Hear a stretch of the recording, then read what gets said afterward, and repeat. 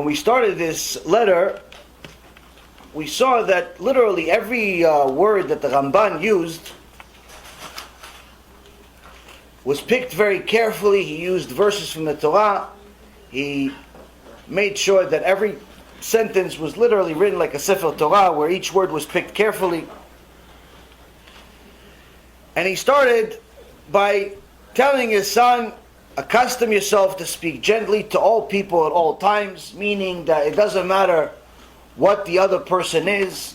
It doesn't matter if the other person is Jewish or not Jewish. Be nice to them. Some people think that just if somebody's not Jewish, therefore you're allowed to do whatever you want with them. There's actually many halachot in the Torah that discuss our behavior of how we're supposed to treat non-Jews. If they are righteous non-Jews, we have to be very honest and courteous with them. If they're wicked and they hate Am Yisrael, then we have to stay away from them. If they're idol worshippers and they're trying to be missionaries, meaning they're trying to entice other Jews to become idol worshippers, then we're not even allowed to talk to them.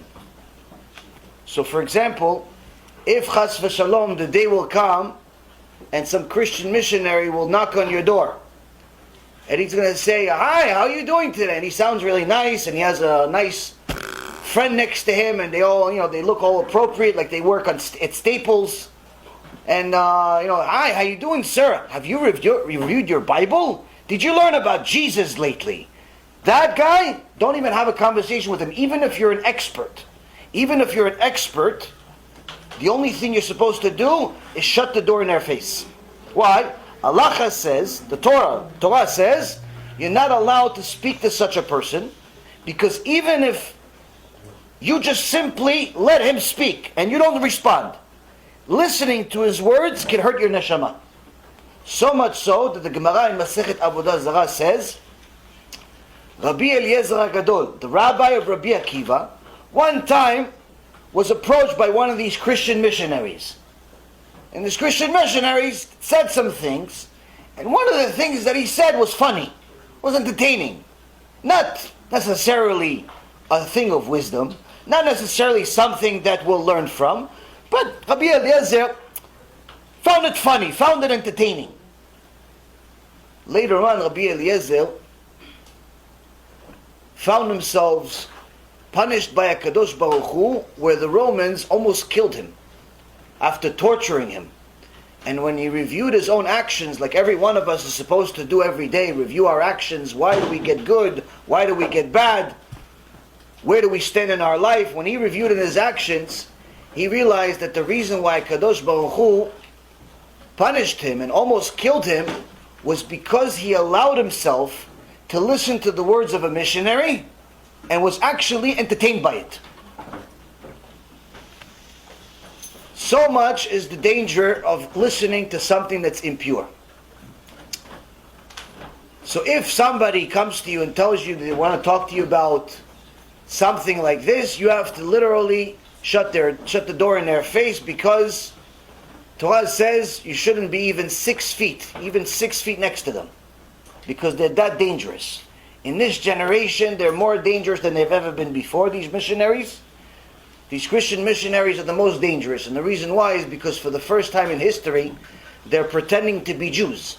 In the past, the Christians and the Catholics would come to the Jews and try to force them to convert to their idol worship. If the Jews said no, they'd simply kill them. But if you kill a body, at least you're killing a body that's here temporarily anyway. If you kill a soul by convincing it to become an idol worshiper, you're killing it permanently. And unfortunately, that's what's happening today, where a lot of people from the church, either Jews for Jesus, or One for Israel, or Michael Brown, and many other wicked Reshaim from Christianity, are constantly working really hard to convert Jews to Christianity. And the best part about it is that you see that this is one of the biggest missions of the Satan. And the reason why is because it doesn't make any sense. Technically, right now, there's somewhere in the neighborhood of 2.5 billion Christians. And only about 15 million Jews that we know of, for sure. There's more that we don't know of, but 15 million we know of. Meaning, out of 2.5 billion Christians, even if chas v'shalom they recruited all the Jews, it still wouldn't make a difference.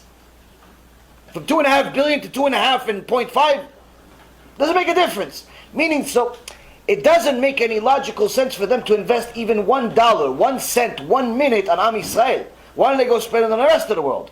You see here that there is obviously a very serious problem, that part of their mission is to destroy Am Yisrael, and that's actually one of the nevuot, one of the prophecies that will happen before the end of time, that they will try to do this very hard. The point is, Rabotai, is that we need to know this. Now, most people don't care for Christianity and are not going to care for it anytime soon, but still, you need to know enough of what to stay away from.